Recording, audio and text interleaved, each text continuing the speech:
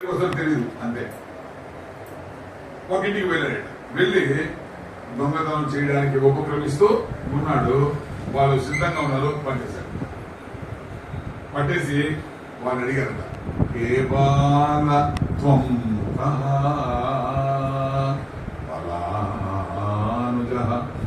సరే ఇహ కిం మన్మందిరా శంకయా తద్యుక్తం నవనీత పాత్ర వివరే హస్తం కిమర్థన్యసే మాతః కంచన వత్సకం మృగయుతం మాగా విషాదం క్షణ. మహాదారుణం.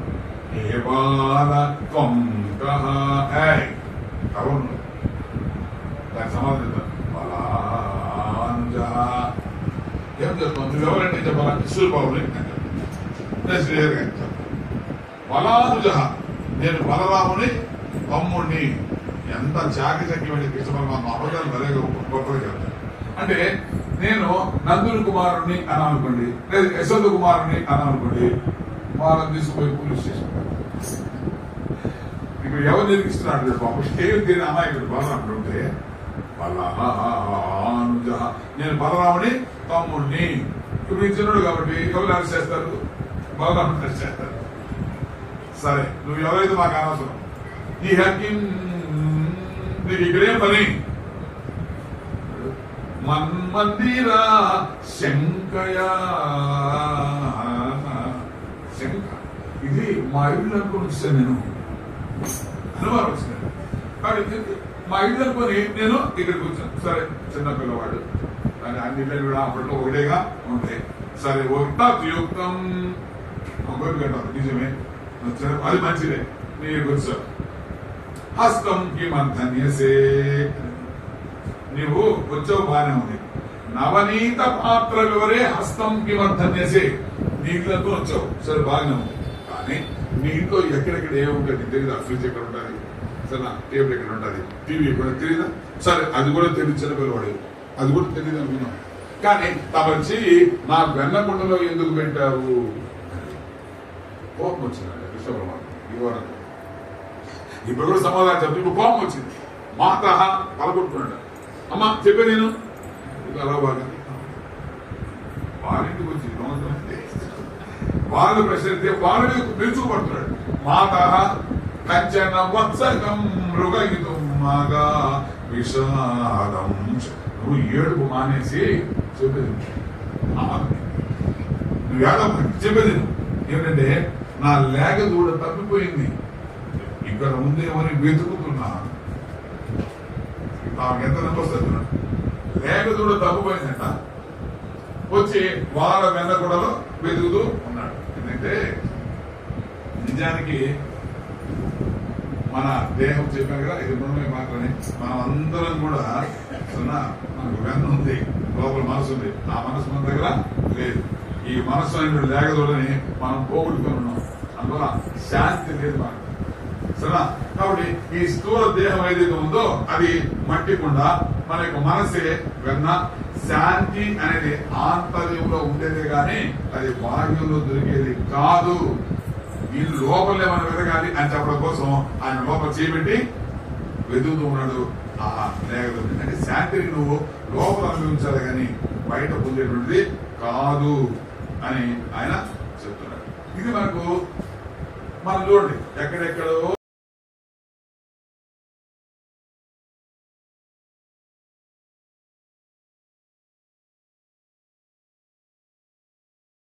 ఒకసారి మీకు తెలిసిన అమెరికాకి వెళ్ళారు. ఆయన స్పీచెస్ ఇస్తున్నారు. అంటే ఆయన స్పీచెస్ అంటే మీకు అప్పట్లోనే ఎంతో ఇది అమెరికాలో కూడా. అప్పుడు అక్కడ ఉండేటువంటి ధనవంతుల్లో, అప్పట్లో ఉండేటువంటి ధనవంతుల్లో 10 మంది ఉండేవాట ప్రపంచంలో. మొట్టమొదటి ధనవంతుడు అక్కడే అమెరికాలో ఉండేవాట. ఆయన కోటీశ్వరుడు ఇంకెవరు లేరు. అయితే ఆయనకు వచ్చి ఎవరో చెప్పారు, ఇలా వివేకానంద స్వామి వచ్చారండి, ఆయన చెప్పేటువంటి వినాలి, చక్కగా చెప్తున్నారు అట్లా. నాకు కూడా తెలిసిందయ్యా వచ్చారని. అది వినారంటే కనీసం ఆయన 2 గంటలు 3 గంటలు చెప్తున్నారు.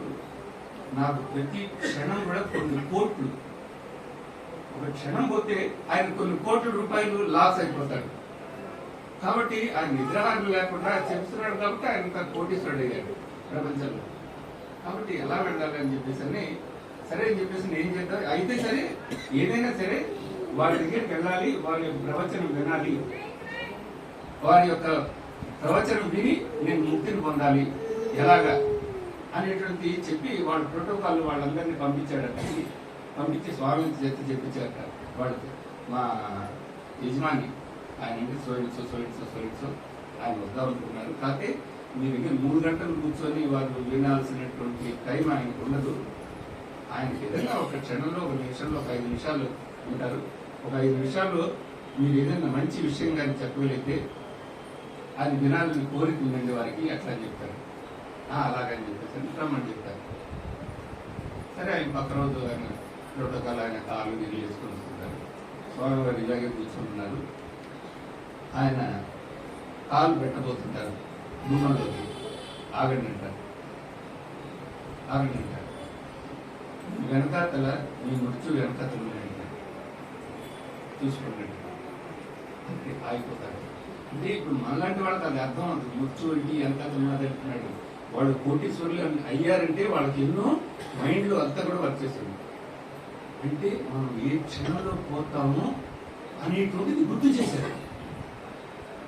అంతే అయిపోయింది. ఏ క్షణంలో పోతున్నాం అంటే ఏం చేయాలి మనం? ఒక క్షణంలో మనం కన్ను మూస్తున్నాం అంటే ఏం చేయాలి మనం అనేటువంటిది ఆయనకు వచ్చేసింది. కాబట్టి ఇది నాది నాది నాది నాది నాది నాది నాది అనుకుంటున్నాను, ఇవన్నీ నాది కాదు. ఆయన ఒక్క క్షణంలో చెప్పేశారు. ఇంకో రెండో కాలం, మొదటి కాలం కూడా గడపలో లోపల పెట్టలేదు. నీకు అంత టైం ఉందో కానీ నాకు మీతో చెప్పడం కూడా నాకు అంత టైం లేదన్నారు ఆయన. అని చెప్పేసి మీ వెనకాల మృత్యు ఉంది, ఒకసారి గుర్తు చేసుకుంటూ ప్రతి క్షణం గుర్తు చేసుకుంటున్నాడు. అంతే.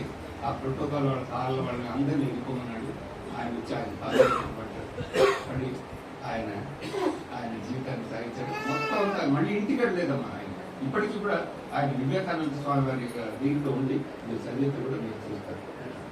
ఆ విధంగా వారు 7 రోజుల్లో కాదు, నాకు ఏదో ప్రతి క్షణంలో కూడా నేను I'm enjoying the miss of Bhagavatam. So వారు గురువు గారికి మరి పాద పూజ చేయాలని సంకల్పించారు. వాటిని నిర్వహించవలసిందిగా నేను చిరంజీవి యామిని మరి చిరంజీవి వైదితేని కోరుతున్నాను. గురు స్తోత్రం చదవండి. అమ్మగారు ఇక్కడికి వచ్చేస్తారు.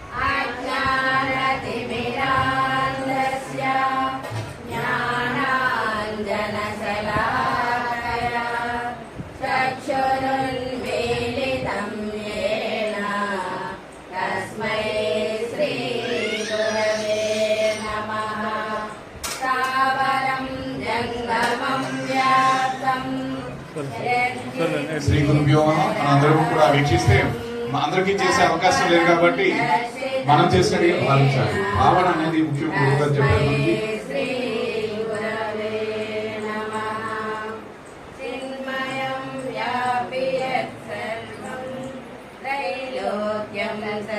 అంటే చూడమని చెప్పాను కానీ చదవద్దని కాదు, అది చదవాలి. చదువుతూ చూడండి. శ్రీ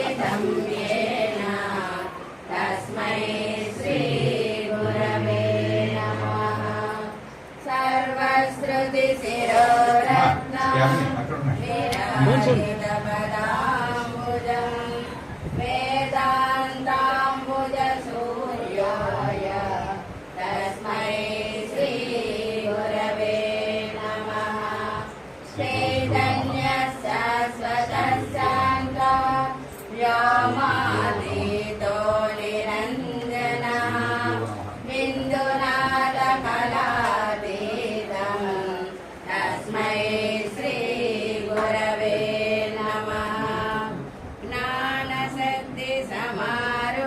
ముందు కొంచెం సైడ్ తత్వమాలా విభూషిత భుక్తి ముక్తి ప్రదాతా చ తస్మై యామిని యాక్చువల్లీ ఈ రోజు మనవలసింది కాదు, 2-3 రోజుల ముందే ప్రోగ్రామ్ ఉన్నది, వెజీ షెడ్యూల్.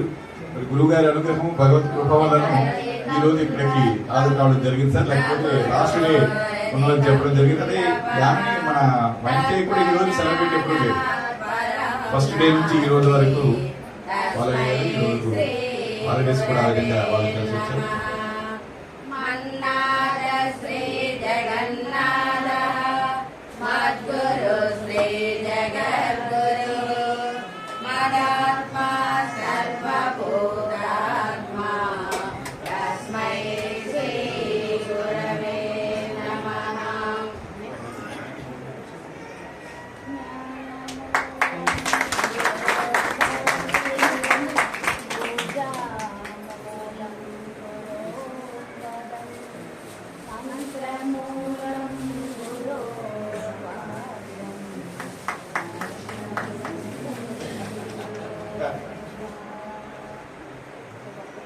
రాధా కళ్యాణ వైభవే, రాధా కళ్యాణ వైభవే, సీతా కళ్యాణ వైభవే.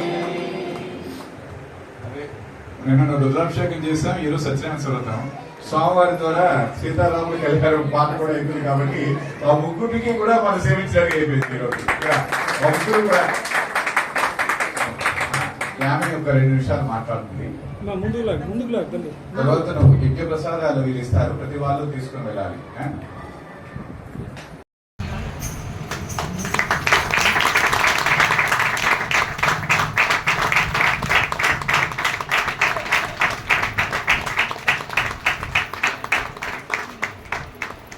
ఇది వెంకటేశ్వర భక్త సమాజంని అన్నదాన చట్టం 10 సంవత్సరాలు అయింది. మన 10 సంవత్సరాలు అయిన సందర్భంగా అందరికి కూడా ఇది అంటే మహానుభావులకి, తర్వాత వచ్చి లైఫ్ డోనర్స్, డోనర్స్ ఎవరైతే ఉన్నారో వాళ్ళందరికీ కూడా ఇది ఇవ్వడం మమ్మల్ని ఇవ్వడం ఉంది.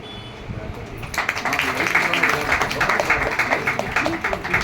మీరు అంటే మీ అందరికీ తెలుసు కాబట్టి ఓపెన్గా చెప్తున్నాను. వారి యొక్క సోదరులైనటువంటి స్వామి సుందర్ చైతన్యంగా నేను వారి వల్లనే వారి యొక్క ఉచిష్టం తినే నేను ఇక్కడికి వచ్చాను. వారి ఉచిష్టాన్ని తీసుకొచ్చాను.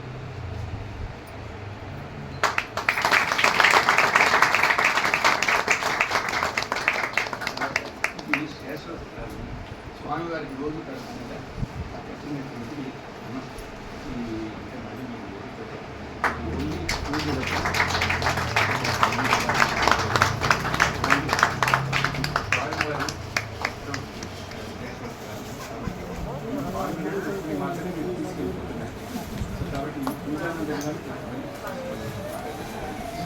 जय बोल वृंदावन बिहारी लाल की जय।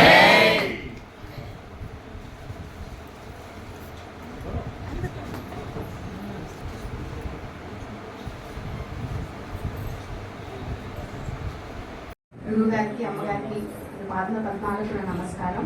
సత్సంగ సభ్యులందరికీ కూడా నా నమస్కారం. గురువు గారు సప్తాహంలో ఒక రోజు ఉపన్యాసంలో చెప్పారు, గత జన్మములు నేను నోచితమో యాగశ్రేణులు ఏమేమి చేసితమో ఎవరికి ఏమి పెట్టితిమో ఏ చింతారతిని ప్రొద్ది పొచ్చితిమో ఇవన్నీ చేయటం వల్ల మేము కృష్ణుని బాల్య క్రీడలు చూడగలిగాము అని ద్వాపర యుగంలో గోపికలు అన్నారు. కానీ వాటికి 10 మనందరం చేద్దాం కాబట్టి ఈ పుణ్యస్థలైన పండరీపురంలో మన గురువు గారి ముఖత భాగవతం వినే అదృష్టం ఈ కలియుగంలో మనందరికీ దక్కింది. ఇది 80వ జ్ఞానం యజ్ఞం. అయితే ఇందులో ఒక 2-3 మాక్సిమం 5 నేను మిస్ అయి ఉంటాను. మిగతా అన్ని జ్ఞాన యజ్ఞాలకి అటెండ్ అయిన 3లో నేను ఒకదాన్ని. మా ఇంట్లో నా మొదటి జ్ఞాన యజ్ఞం నాకు 3 నెలలు ఉండేటప్పుడు మా అమ్మ ఒళ్ళో పడుకొని రామాయణం విన్నాను. అది ఫస్ట్ రామాయణ సప్తాహం నాకు 3 నెలల వయసు ఉండేటప్పుడు. అప్పటి నుంచి నాకు పెళ్ళైనా నేను సింగపూర్ వెళ్ళిపోయాను. ఒకసారి మీకు తెలుసు భాగవత్ సప్తాహం మనకి శ్రీకాకుళంలో జరిగినప్పుడు నేను US లో ఉన్నాను. అక్కడి నుంచి కూడా వచ్చాను దీనికోసమే. సో ఎప్పుడు నేను మిస్ అవ్వలేదు. ప్రతి యజ్ఞానికి కూడా నేను హాజరవ్వడం జరిగింది. అయితే ఇంతకు ముందు యజ్ఞాలన్నిటితో కంపేర్ చేస్తే ఇది నాకు చాలా భిన్నంగా అనిపించింది. ఇంతకు ముందంతా లక్షల రూపాయల్లో ఖర్చు, వేలకు వేల శ్రోతలు, వందలలో వెహికల్స్ పార్క్ చేయబడి ఉండేవి. అవన్నీ ఇక్కడ లేవు. కానీ దానికి 100 రెట్లు పుణ్యం మాత్రం మనందరికీ ఈ యజ్ఞం ఇచ్చింది అని నేను గట్టిగా నమ్ముతున్నాను. అది ఎలా అంటే, గురుగారు ప్రతి యజ్ఞంలో నేను మీకు ఇచ్చేది ఒకటే, కదా త్రివేణి సంగమ అని చెప్తారు. సో గంగా, యమున, సరస్వతిలు ముగ్గురిని నేను మిమ్మల్ని ఇక్కడ తీసుకొచ్చి మీకు మునక వేయిస్తాను. అవి ఏంటి అంటే, గంగా పవిత్రమైనది, భక్తులు ఎప్పుడు మనకి శ్రోతలే ఉంటారు. కానీ ఇప్పుడు మనం మాత్రమే కాదు, విఠలేశ్వరిని చూడడానికి వచ్చిన వేల మంది భక్తులు ఈ చుట్టూ ఉన్నారు.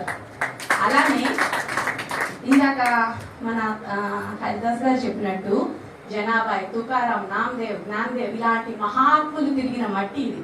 వాళ్ళ ఉశ్వాస నిశ్వాసాలతో నిండిన గాలి ఇది. వీటన్నిటితో మన భక్తి రెట్టింపైంది. సో నార్మల్ గా మనకి శ్రోతలే ఉంటారు, ఈసారి భక్తులు వేలల్లో. రెండోది మృత్యువును దూరం చేసే యమున, అది భగవన్ నామం. ఎప్పుడు మనం ఆ 2 గంటలు 3 గంటలు గురుగారి ముఖదహ ఆయన బోధ వింటాం. ఈసారి నామ సంకీర్తన, నగర సంకీర్తన, రుద్రాభిషేకం, సత్యనారాయణ వ్రతం. నిన్న స్వామి ముందు కూర్చొని మనందరం కూడా భజన చేసాం, సంకీర్తన చేసాం. సో అలా మన నామ స్మరణ కూడా 10 రెట్లు ఎక్కువ చేసాం ఎప్పటికంటే. మూడవది సరస్వతి. గురుగారు ఎప్పుడు చెప్తారు, సరస్వతి అంతర్గతంగా ఉంటుంది, కనిపించదు. భగవంతుడు కూడా అలానే ఎప్పుడు మనలోనే ఉంటాడు అని ఎప్పుడు చెప్తారు. ఈసారి చూపించారు. ఆయన ఉపన్యాసం చెప్తున్నంతసేపు మన పక్కన, మన వెనుక శ్రీకృష్ణ పరమాత్మ విఠలేశ్వరుడుగా కొలువు తీరున్నాడు. సో ఇంతకంటే అదృష్టం ఎవరికి ఉంటుంది? మనందరికీ మనం మొత్తం 500 మెంబర్స్ అరౌండ్ మన సత్సంగ్. ఎప్పుడు మనం ఇలాంటి పిలిగ్రిమ్స్కి వచ్చినా కూడా మినిమం 150-200 మెంబర్స్. ఈసారి అకామిడేషన్ అన్ని చూసుకొని చాలా లిమిటెడ్ మెంబర్స్ ని మనం వచ్చాం. అంటే ఎప్పటికంటే కూడా మన అదృష్టం ఎంత ఉంటే ఈ 56 మందిలో మనం ఉన్నాం. ఇంకొక విషయం, మొన్న 4వ రోజు ఉపన్యాసం చెప్తూ గురుగారు ఒక మాట అన్నారు, ఏ అదృష్టం చేసుకున్నామో తెలియదు కానీ మనకి ఆ స్పెషల్ దర్శన టికెట్స్ కానీ పాద పూజ కానీ అవన్నీ నార్మల్ గా అందరికి దొరకవు, మనకి దొరికాయని. ఆయన చాలా పుణ్య కార్యాలు, చాలా భక్తి కార్యాలు చేస్తారు, ఆయనకు తెలియకపోవచ్చు. కానీ మన అదృష్టం ఒకటే, ఆయనకి శిష్యులుగా పుట్టడం. నేను ఆయనని గురువుగా పొందడం అనట్లేదు, శిష్యులుగా పుట్టడం అంటున్నాను. ప్రతి మానవ జన్మకి ఒక కారణం ఉంటుంది. ఏదో ఒక కారణంతోనే భగవంతుడు మనల్ని ఇక్కడ పుట్టిస్తాడు. అదేంటో తెలుసుకోవడంలోనే జీవితం అంతా గడిపేస్తారు చాలా మంది. అది తెలియకుండానే తుది శ్వాస విడిచిన వారు ఎంతో మంది. కానీ నేను ఈరోజు చెప్తున్నాను, మనందరి జీవితాలకి ఒక్కటే కారణం, అది ఈ భాగవత సప్తాహం ఇక్కడ పండరీపూర్లో హాజరవ్వటం మాత్రం.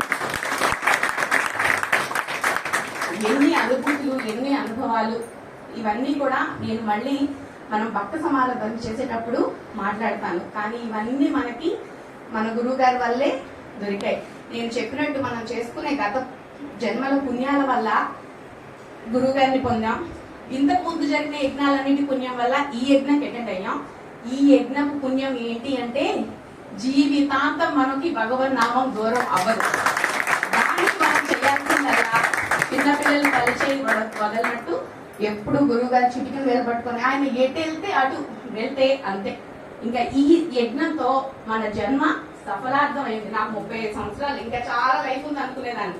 ఇప్పుడు అనిపిస్తుంది, ఇప్పుడు శ్వాస విడిచినా కూడా అంతే, నష్టమే లేదు. అంత పుణ్యం, అంత భక్తి ఈ యజ్ఞంతో మనందరం సంపాదించుకున్నాం. నాకు ఎప్పుడు ఒక సెల్ఫ్ డౌట్ ఉండేది, అంటే ఎప్పుడు నిరంతరం నామస్మరణ చేసి ఆయన బిడ్డను అవ్వటం వల్ల, ఆయన బాటలో నడిచే ఆ తల్లి కడుపులో పుట్టడం వల్ల ఏదో భక్తి మార్గంలో ఉన్నాను, అంతేకాని స్వతహాగా నేనే భక్తురాలని కాదు అని ఎప్పుడు నాకు ఒక డౌట్ ఉండేది. మీ అందరికీ కూడా అది ఉంటది, గురువుగారు లేకపోతే మేమెవరం భక్తులం కాదు అని. కానీ నేను ఈ రోజు చెప్తున్నాను, గురువుగారు మనకి నార్దభక్తి సూత్రాల్లో ఒక విషయం చెప్పారు, రోమాంచః అశ్రుభిః కంఠావరోధః పరస్పర లపమానః. గురువుగారు ఉపన్యాసం చెప్పేటప్పుడు ఎన్నిసార్లు మనందరికి రోమాలు నిక్కబడుచుకున్నాయి. ప్రతిసారి స్వామిని దర్శించుకున్నప్పుడు ఈ రోజు శ్రీహరిదాస్ గారిని చూసాం, ఆయన కళ్ళలో నీళ్లు. రెడ్డి అంకుల్ అయితే అసలు ఆపుకోలేకపోయారు. సో ఇదంతా భక్తే కదా. మూడవది కంఠావరోధ. నిన్న అక్కడ సంకీర్తన చేస్తుంటే శ్రీహరిదాస్ గారు మనతో అంటానే ఉన్నారు, గట్టిగా పాడండి, గట్టిగా పాడండి. మేము గట్టిగా పాడుతున్నామండి, మా గొంతు బొంగిపోయింది. ఒకవైపు మేము చేరుకోవాలనుకునే విఠలనాథుడు, ఇంకోవైపు మాకు మోక్ష మార్గాన్ని చూపే గురువు. అక్కడ మా గొంతులు బయటకు రాలా మేము ఎంత పాడుతున్నా. అది కంఠావరోధ. నాలుగోది పరస్పర లపమాన. మనకి డిఫరెంట్ స్లాట్స్ లో దొరికాయి దర్శనాలు. ఒకరు వెళ్ళి రాగానే మిగతా అందరూ వెళ్ళి వాళ్ళని పట్టుకుంటున్నామా? ఆ కుంకుమ పెట్టండి, ఆ ప్రసాదం ఇవ్వండి, ఇదే పరస్పర లపమాన. ఈ రోజు మనం ఇక్కడ ఎవిడెన్స్ కూడా చేసాం. ఆయన కళ్ళు టచ్ చేస్తానంటే గురుగారు ఒప్పుకోకుండా ఆలింగనం చేసుకున్నారు. సో ఇంత భక్తి ఎక్కడైనా చూడగలమా? సో ఇదంతా ఉందంటే మనకి ఎంత ఎంత ఎంత అదృష్టం ఉంటే ఇదంతా అనుభవం చేయగలిగాం. దీనివల్ల నేను చెప్పగలుగుతున్నాను, నేను స్వతహాగా కూడా భక్తురాలిని. వారి ద్వారా వచ్చిన భక్తి వాళ్ళు చూపించిన మార్గమే, కానీ నేను కూడా భక్తురాలిని. మీరందరూ కూడా భక్తులే అని నేను ఈరోజు చెప్తున్నాను. ఇంకో విషయం ఏంటంటే భగవద్గీతలో కర్మకు ఫలితాలు తప్పవు అని భగవంతుడు చెప్పాడు. కానీ మన అదృష్టం ఏంటంటే ఆయన సత్కర్మలకి మనకి ఫలితాలు వస్తున్నాయి. ఈ మొత్తం శ్రమ ఆయనదే. యజ్ఞం అనుకున్న 6 నెలల నుంచి ఆయన నిద్రపోయిందే లేదు. ప్రతిరోజు శ్రీహరి గారు ఫోన్ చేసినప్పుడల్లా అన్ని విషయాలు వాళ్ళిద్దరూ గంటలు గంటలు ముచ్చటించుకునే వాళ్ళు. అది అవ్వగానే మీ అందరికీ ఆయనతో ఏం మాట్లాడారో చెప్పేవాళ్ళు. మీతో మాట్లాడాక మా దగ్గరికి వచ్చి మీ అందరూ ఎలా రెస్పాండ్ అయ్యారో చెప్పేవాళ్ళు. తర్వాత ఇక్కడ ఉపన్యాసాలన్నీ రాసుకోవడం, ఇక్కడ ప్లానింగ్. ఈసారి ఎక్కువ ఆయనకి ఫిజికల్ గా మెంటల్ గానే శ్రమ ఉంటుంది. ఈసారి ఫినాన్షియల్ గా కూడా, ఎందుకంటే మనకి చాలా తక్కువ డబ్బుల్లో ఈ ట్రిప్ అంతా చెయ్యాలి అని ఆయన గట్టిగా అనుకొని ఆర్థికంగా కూడా చాలా శ్రమ పడ్డారు. ఆయన అకౌంట్స్ అన్నిటికీ నాకు యాక్సెస్ ఉంటుంది కాబట్టి నాకు తెలుసు. సో అన్ని రకాలుగా ఆయన చాలా కష్టపడి మనకి ఏ శ్రమ ఇవ్వకుండా ఆయన చేసిన సత్కర్మలకి ఫలితాలు మనం అనుభవిస్తున్నాం. ఒక విషయం ఏంటంటే ఈరోజు వాళ్ళిద్దరికి పాద పూజ చేసుకోవడం మా అదృష్టం అని చెప్పుకోవాలి. మీకు తెలిసే ఉంటుంది, ఇన్ని యజ్ఞాలు చేస్తే ఎప్పుడు కూడా మేము స్టేజ్ ఎక్కలేదు. మీ అందరూ హెల్త్ స్టేషన్ లో ఉంటారే తప్ప మేము ఎప్పుడు రాము, మమ్మల్ని రానివ్వరు. ఈ రోజు కూడా వద్దని చాలా గట్టిగా చెప్తే మా అన్నయ్య చాలా బతిమాలాడు. వాడు చాలా ఇంట్రోవర్ట్, బయట మాట్లాడతాడు, నేను బయట మాట్లాడతాను, వాడు లోపల మాట్లాడతాడు. చాలా ఒప్పించాడు. ఈ పుణ్యస్థలి విశేషమే అది. కృష్ణ పరమాత్మ విఠలేశ్వరుగా వచ్చినదే పుండరీకుని యొక్క భక్తి శ్రద్ధలు వాళ్ళ తల్లిదండ్రులపై ఉన్నది చూసి. ఇలాంటి పుణ్యస్థలిలో మీతో సప్తాహం చేసుకునే అదృష్టం మాకు దొరికింది. మా బాంధవ్యాలన్నీ వదిలేసి వచ్చాం. ఉద్యోగాలు, మా పార్ట్నర్స్, మా పిల్లలు అన్నిటినీ పక్కన పెట్టి 7 రోజులు వాళ్ళతోనే ఉండాలి అని ఇక్కడికి వచ్చినందుకు మాకు ఈ అదృష్టం దొరికినందుకు మేము చాలా ఆనందపడుతున్నాం. ఈ అవకాశాన్ని మాకు ఇచ్చిన కుటుంబ సభ్యులందరికీ, గురువుగారు ఇవ్వలేదు, ఇది ఆయన ముఖతః విఠలనాథుడే ఈ కృపను మాకు అందించాడని నేను గట్టిగా నమ్ముతున్నాను. మాకు ఈ అవకాశాన్ని ఇచ్చిన శ్రీహరిదాస్ గారి మీకు మేము చాలా రుణపడిపోయి ఉన్నామండి. చాలా రుణం, జన్మ జన్మల రుణం. మాకు ఈ అవకాశాన్ని ఇచ్చినందుకు ధన్యవాదాలు. ఓం నమో భగవతే వాసుదేవాయ. ఆయన ఎంత ప్రేమ ఉంటే మన పట్ల, ఆయన మన తెలుగు తెలియకపోయినా భాగవత సప్తాహానికి వచ్చి ఇంత మాల నాకు వేసేవాడు. చిన్నపిల్లలే, వయసు లేదు, యంగ్ వచ్చారంటే అది భగవంతుడి యొక్క అనుగ్రహం. మీకు భగవంతుడి యొక్క అనుగ్రహం సంపూర్ణంగా లభించాలి ఆయన చెప్తారు హిందీలో. నేను ప్రార్థిస్తున్నా. ఓం బ్రహ్మవిదాప్నోతి పరం తదేషాభ్యుక్త సత్యం జ్ఞానమనంతం బ్రహ్మ యో వేద నిహితం గుహాయాం పరమే వ్యోమన్ సోష్ణుతే సర్వాన్ కామాన్ సహ బ్రహ్మణా విపశ్చితేతి తస్మాద్వా ఏతస్మాదాత్మన ఆకాశే సంభూతః ఆకాశర్వాయుః వాయోరగ్నిః అగ్నిరాపః అద్య పృథివీ పృథివ్యా ఓషధయః ఓషధీభ్యోన్నం అన్నాత్ పురుషః సవాయేష పురుషోన్నర సమయః తస్యేదమేవ శిరః అయం దక్షిణ పక్షః అయముత్తర పక్షః అయమాత్మా ఇదం బుచ్చం ప్రతిష్ఠా తదప్యేష శ్లోకో భవతి ఓం శతమానం భవతి శతాయు పురుషస్య తేంద్రియ ఆయుష్యేవేంద్రియే ప్రతిష్టతి.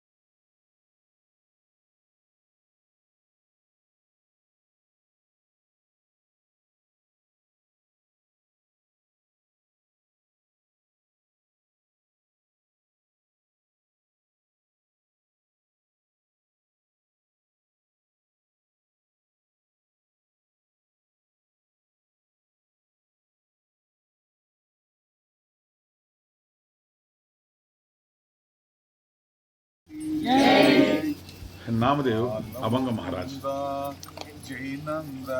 पंढरीचे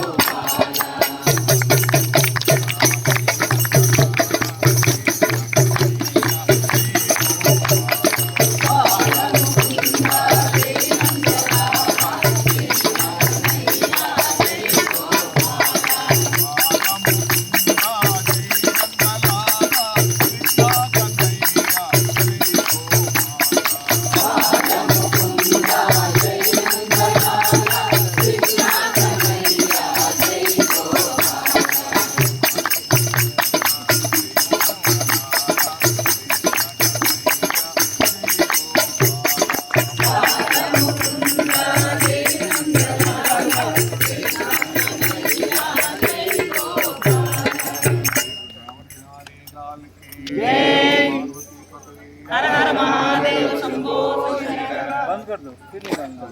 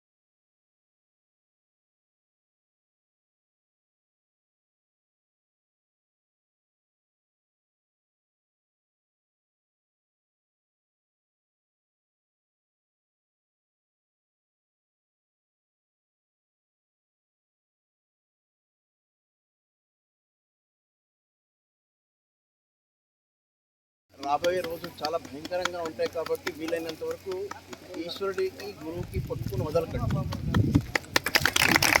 ఒకవేళ మీకు మీ ఇది ఉంటే 2 మాటలు చెప్పండి. ఇప్పుడు రానున్న రోజులు ఎంత భయంకరంగా ఉన్నాయో చెప్పడానికి లేదు.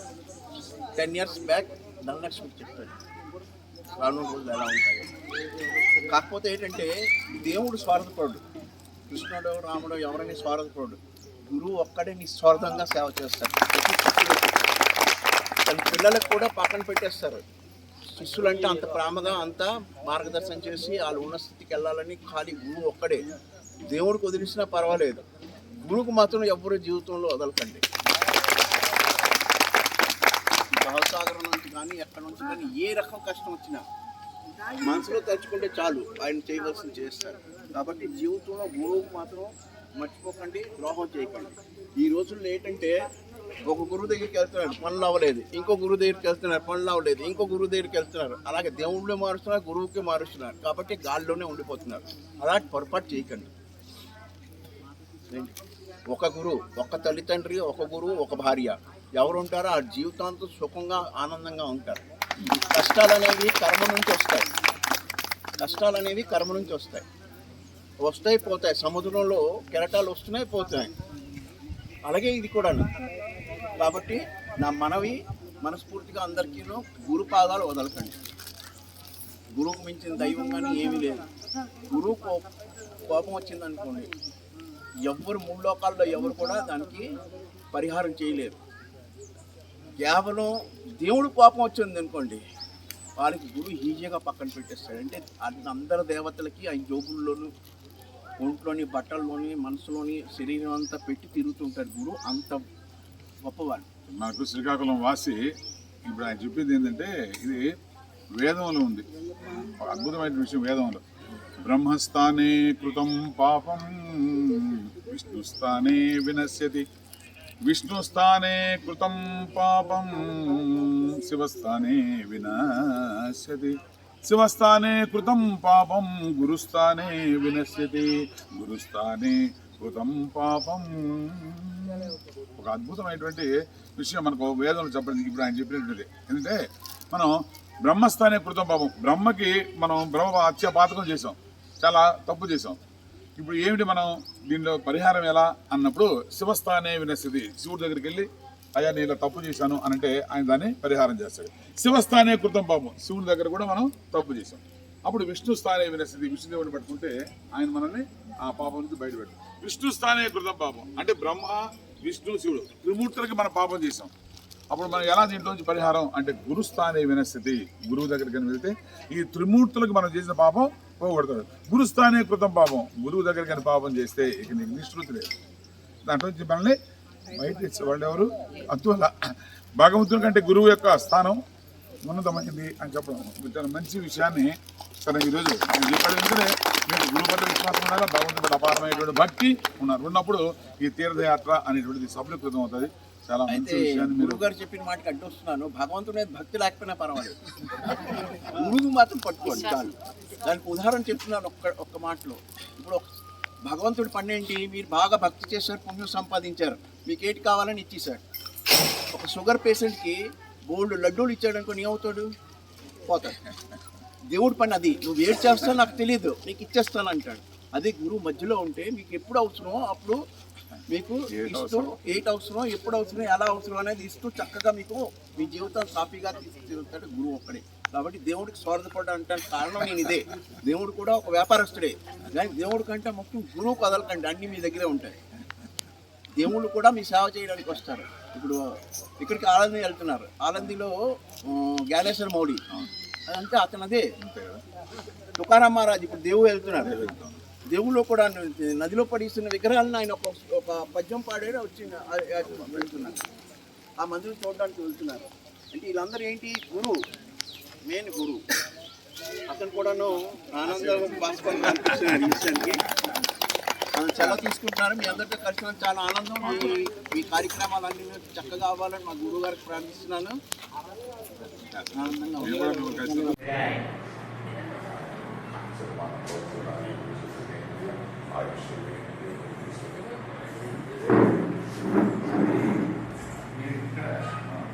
ఏ వ్యాపారం లేనటువంటి కాదు, ఏం లేదో తెలియదు, అన్ని వ్యాపారాలు టోటల్ మహారాష్ట్రకి. సత్యం ఓం తత్సర్వం ఓం తత్పురో నమః.